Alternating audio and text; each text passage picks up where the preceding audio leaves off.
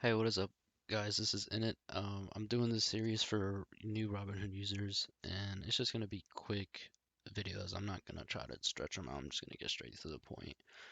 But for today's lesson, I guess you could say is what is cash sweep? And I'm on the web right now, as you guys can tell. But obviously, if you're on the phone, which I assume you're gonna be on it, it's pretty much gonna be the same thing. You just click on your account or you'll click on the little person emoji. You'll go to invest in, and then you'll just go down to the settings pretty much, and then you can enable. It's gonna by default it'll automatically be disabled because you have to personally go and accept every single what do you call it, policy or whatever.